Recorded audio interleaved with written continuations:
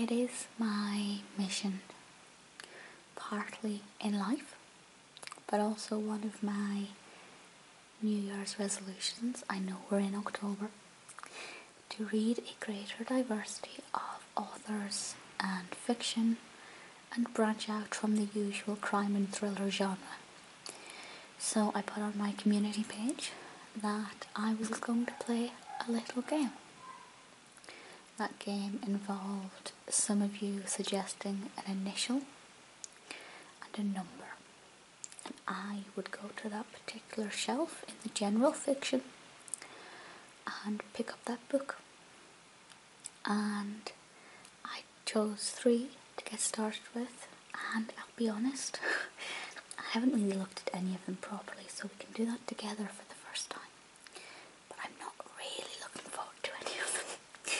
But yeah, so we have 3 piles of books. We have those 3. Then we have movie-based books, and then we have some others. So we will begin with the first one, and if you wish to participate in the next You Choose My TBR, feel free to leave an initial and a number in the description. So first up, we have the one that was chosen, I guess, by Musical Shadows, who requested G3. Now, this may be the one, I can't remember, but there was one where I actually went for the first paperback, the first nearest paperback, because the one that was actually G3 was this massive hardback, and I was already carrying quite a lot of books. So I slightly cheated, but I chose the next available paperback.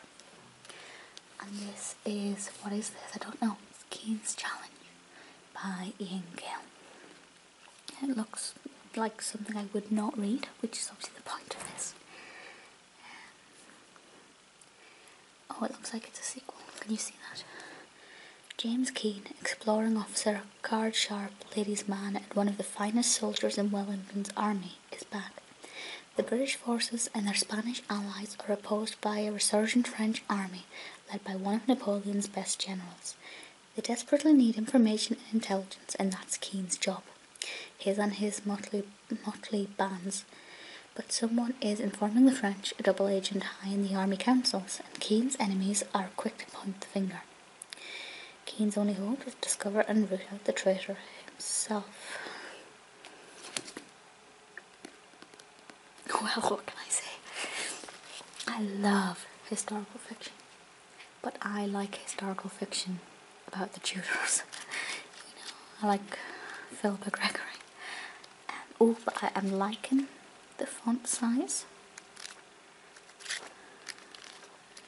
When was this published? Liking the map.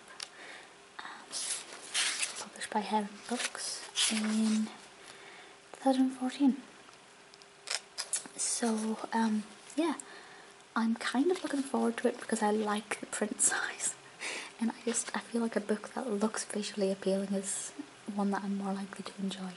But the thing I'm excited about for this is that I don't really know that much about this period in history. So if nothing else, it's definitely going to be an education. Hopefully an interesting one. Okay, so next up we have another of the 3 that just do not look appealing. So this was chosen by Annalisa Eli, forgive me if I pronounced that incorrectly. This was R6.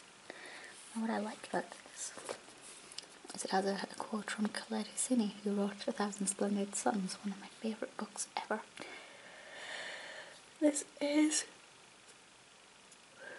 The Patience Stone by Atio Rahmi. Very possibly I've mispronounced that as well. This is the winner of the Goncourt Prize 2008, which I've not heard of, but that's not a problem. It's quite a nice little book. Visually it looks nice. There you can see my local library details. This is not a secret. Set in modern-day Afghanistan, this explosive and moving short novel with a shocking... oh, I like twists! With a shocking twist, takes a compelling literary look behind the veil, daring to confront taboos of female oppression and sexuality. Now that does sound a tiny little bit like A Thousand Splendid Suns, which I read it when I was 16, maybe 17. Yes, 17. Now this definitely isn't going to take me very long to read. Quite big writing, just over 100 pages. So I think this one might actually end up being a winner. And then last from this, You Choose My TBR. This one, let me just get the details up on my phone, I can't remember. So this one is from Cynical Reviews, who suggested S12. And this is, at first glance, I wouldn't have picked this, but I feel like it's one that could go down well. This is Learning to Dance by Susan Sallis. It's quite nice. It says here, Judith, forgive me, there's a glare there. Judith is suddenly all alone in the world. Her husband Jack has left her. Why? She doesn't really know. Her two sons are in Australia, and both her mother and her best friend Naomi have died. Embarking on a journey to Exmoor to meet the famous artist Robert Houseman, with an oddly assorted group of fellow enthusiasts, Judith finds herself prey to all sorts of irrational fears. Chief among them is the increasing conviction that Jack is dead. Why did he leave her? Where has he gone? And why does Robert Houseman exert such a strange influence on her, set in the Somerset countryside? I love English novels. I don't know if it sounds weird, I just like knowing that I can go to those places and see for myself what's being written about if I wish. Obviously I can go to Afghanistan, theoretically. I'm not going to. Oh, look at that! Big writing, fresh pages. Looks clean and crisp. Yes, I am very happy with the interiors of all three of these novels. This one, when is it set? This is by Dunphy Press. This was published in 2013. I'm just trying to find out. Oh, that's a good introduction. Pause that and give that a read if you wish. Glasses on top of the television. That slightly dates it to contemporary-ish. I feel like it's a contemporary novel, but it looks like it's not. So I'm looking forward to that one. So thank you to the three people who suggested those. Yeah, we'll see how they turn out. I will probably tweet about them. If I don't tweet about them, feel free to ask me what I thought of them. I'll tell you. Oh, excuse me. My novels, my videos make me yawn. Okay, so here we have two books I've been desperate to read forever. I only got these today, so I haven't read them. I don't know what they're about. Well, no, I don't know what they're like. First of all, we have the film book. Complete guide to the world of cinema.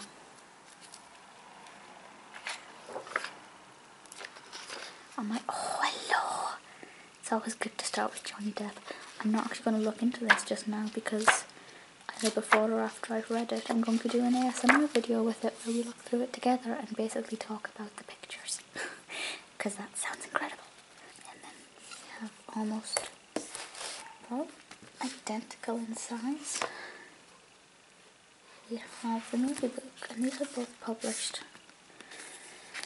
When were they published? This one was published.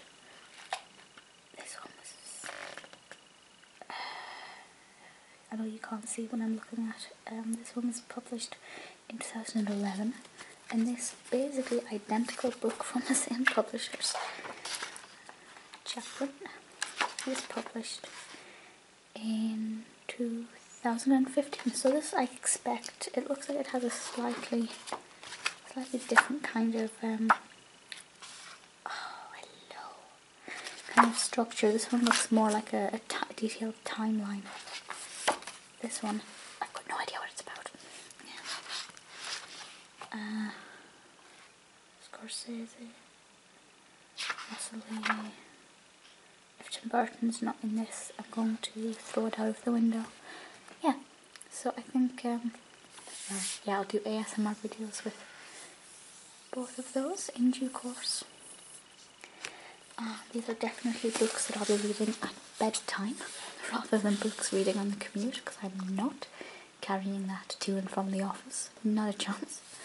But yes, I did carry them from the library, which is one of the reasons why I couldn't get the paperback version of the hardback version of the other book. And then here we have 3, 4, 5 books. I did want to get a book about Frida Kahlo, but yeah, I had no bag space left. So first of all, these are in order. We have The King's General by the gorgeous, perfect, fabulous Maurier. I love her. I have maybe 2 of her novels to read after this one, so I'm going to savour it. I love her. I'm biased. I don't know what this is about. But I do. I don't tell you it's about the King's General. I kind of assumed that. The first of Maurier's novels to be written at Medibili. Oh. Set in the 17th century, it tells the story of a country and a family riven by war and features one of fiction's most original heroines. Oh, yes, please. Very, very excited to get with that one. And then we have Silent Witness, the story of forensic science by Nigel McRery. And, oh, crack. That feels amazing.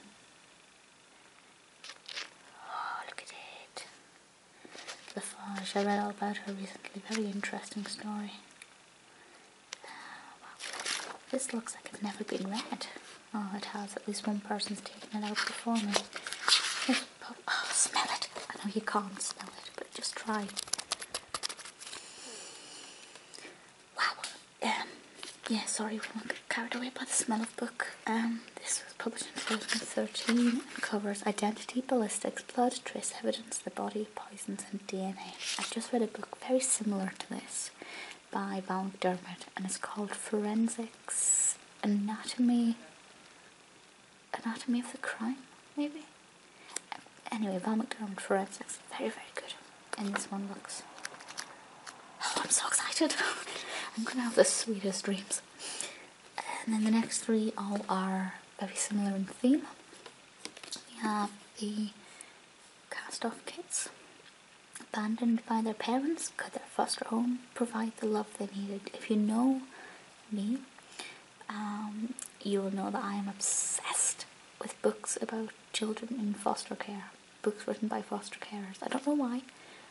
They're my favourite ever bedtime read. The lighting's a bit weird in here. Yeah, but this one, I don't know what it's about apart from the obvious.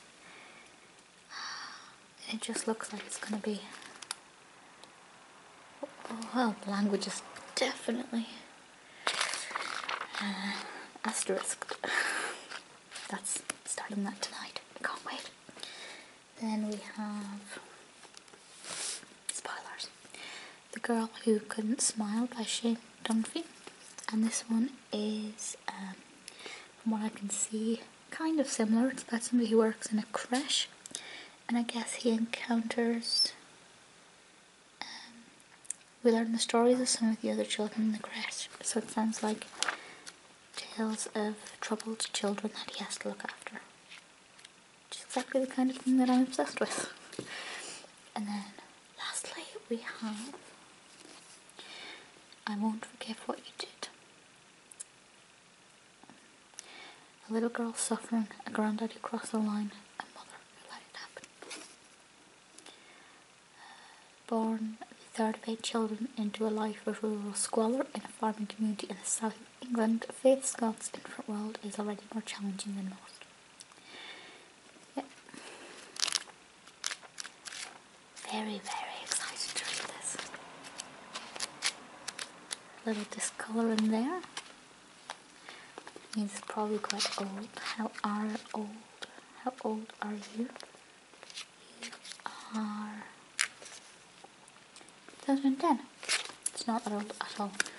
So we have 2, 3 true stories of Battle of the Children, 1 forensics book, 1 to Maurier, 2 movie books, and 3 You Choose My TBR. Thank you again for suggesting those. I'm looking forward to reading them in the sense that sometimes I find books that I don't think I'll enjoy turn out to be amazing. I'm hoping to discover some new interests and certainly learn a lot in terms of Wellington. I'm very tired. Excuse me. I think on that yawn I'm going to end this. As I said, please suggest any initials and letters for the next one. Depending on how many other books I pick up at the same time, I may be able to do more than 3. You will of course get a shout out and your channel linked in the description. Thank you, and any recommendations are always